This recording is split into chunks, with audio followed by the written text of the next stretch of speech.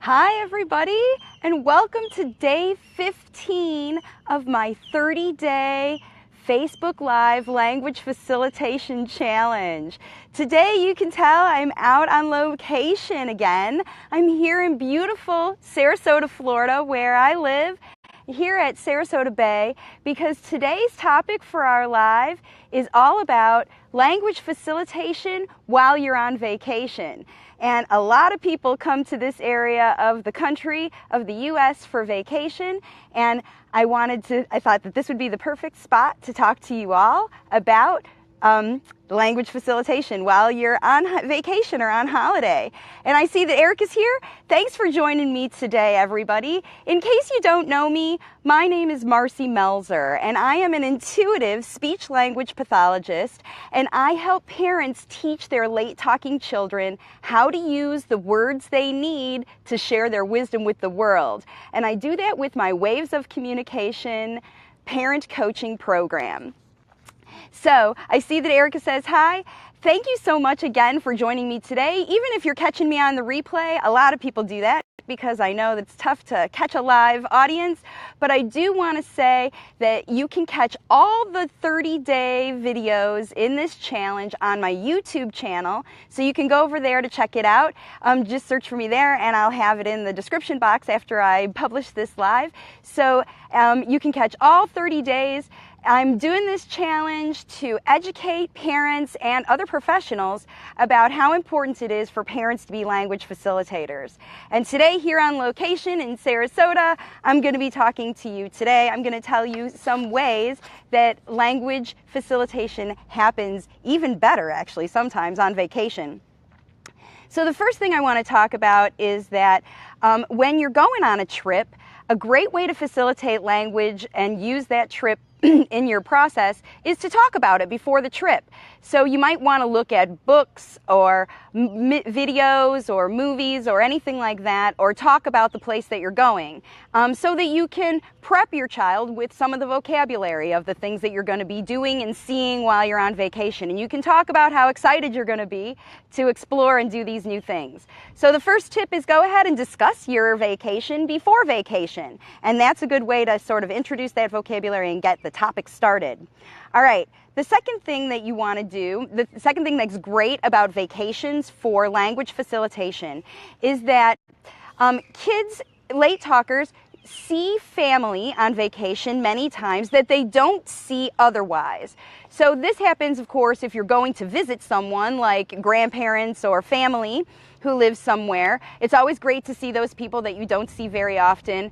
But even families, even your immediate family, spend some quality time together that you don't usually get to do during your busy everyday lives. And so the partner who's working a lot and doesn't get to see the kids very often, they do get to spend that extra time when you guys are on holiday. So that's what's cool about vacation and spending time with other people. And remember, everybody that your child comes in contact with you is somebody that you can help them facilitate language with. So vacation times give the other partner who doesn't spend most of their time with the kids because they're working, it gives them a chance to do some extra language facilitation time, and also give the mom or the partner, it's usually the mom or one of the moms, who is doing all the language facilitation. It gives them a little bit of a break, and you can watch your partner and how they facilitate language and try things out together while you're on your trip. So that's a great tip about your vacation to help you facilitate language. The next tip that I have with you for you about language facilitation and vacation or travel is if you maximize your travel time.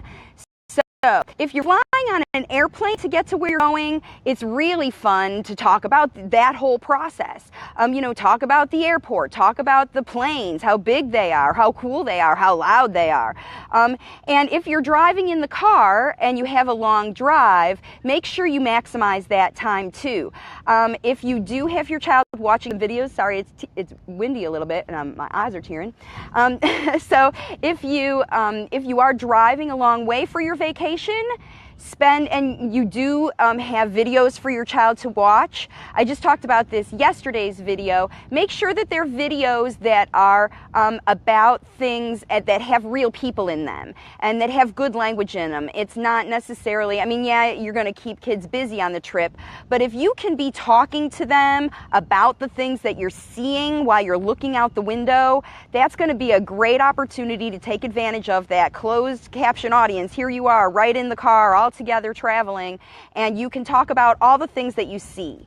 So maximize your travel time for language facilitation if you're going on a trip. The next tip that I have for you is obviously what's great about vacation and language facilitation is that you're going to be exploring new places. And that doesn't mean just, the museums or zoos or whatever that you visit. It's new towns, new transportation experiences. Maybe you have to ride in a cab when you get to your new place, and that's a different kind of experience. Any kind of new thing is going to be an extraordinary opportunity for you to work with your child and facilitate language.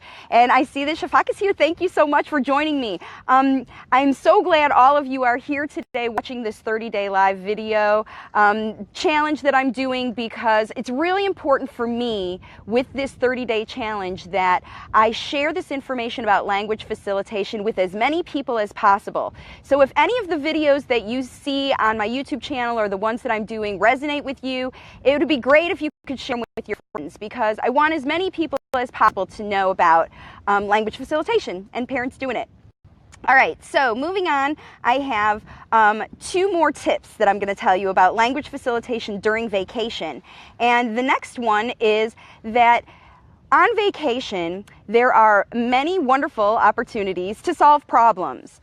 Pretty much every single time that I've traveled, one little problem or another might come up. Maybe you have to wait for something. Maybe, you have to take a cab or a different kind of transportation.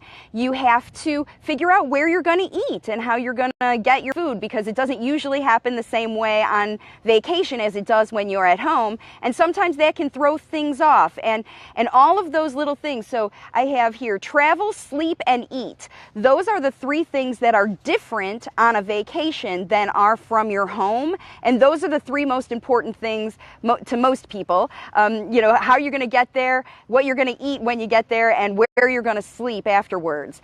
And just the idea of getting used to those new experiences for travel, eat, and sleep are wonderful opportunities for you to be able to work through any kinds of communication problems you have during solving those other problems. I had one language facilitator mom talk to me about how they had an issue with the airplane, that the child wanted something that was up in the overhead bin and they couldn't get it, and it was a 45-minute crying match while they tried to figure it out. And after the fact, I told her about ways that she could use the strategies that I had talked with her about in our planning session to be able to help try to mold some of those behaviors, because sometimes late talkers don't like new experiences, and the problems that you experience while you're traveling, a language facilitator parent wants to look at those problems as opportunities to overcome those problems and learn new language in the process.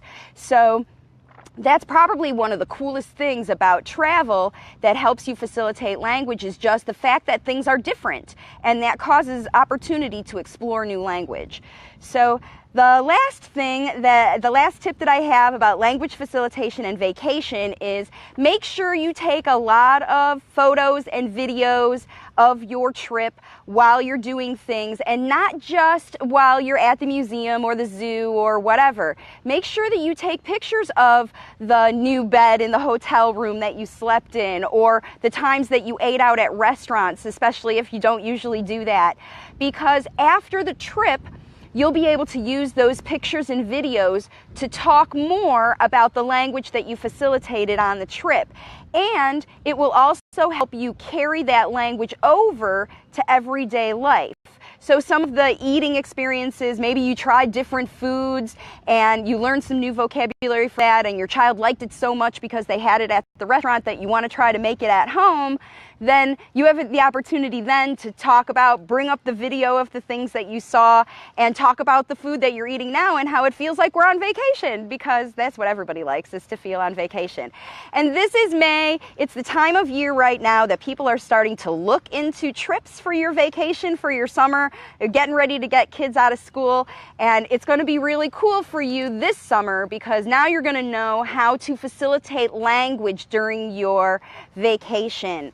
Unlike other speech therapy situations where you have to miss your speech therapist, if you're a language facilitator parent, you know how to keep your child progressing forward, developing new speech and language everywhere you go. And vacation is no different. In fact, it's the opportunity that you need to take advantage of as a language facilitator parent. So I know that it was I kind of flew through those 6 things today. The other thing that I want to make sure that you understand is that if you have a child who is a late talker and you want some help, the Waves of Communication parent coaching program that I do starts out with a very specifically designed language facilitation plan that you as a parent will use to take your child from whatever they're using to communicate right now to communicating using words in sentences to tell you about their life, tell you about their feelings, tell you about the experiences that you have together. And what's really important is that you take advantage of every opportunity to facilitate language with your child. Hopefully these videos are going to help you. Check out all of the 30 days on my YouTube channel and here on my Facebook page. And if you want to reach out to me to get your own language facilitation plan, or even find out what it's all about and schedule a free strategy session with me, the best way is to go to my website, wavesofcommunication.com. I have a free class there for parents of late talking children. So you can, I'm looking at the light here, moving a little bit so you can see me better. So here we are, the indoors of the park of the area that I am here in Sarasota, Florida. Thanks so much for watching, everybody. Reach out to me on my website, send me a private message, and I'll help you, just like I have helped all the parents in my Waves of Communication program. Get your child using words to communicate all of their needs, wants, feelings, and everything else that's on their minds, and share their wisdom with the world. So until tomorrow for my next video in my 30-day Facebook Live challenge, I'm going to say goodbye for today from Sarasota, Florida. Enjoy your vacations this summer, everybody, and I'll talk to you tomorrow.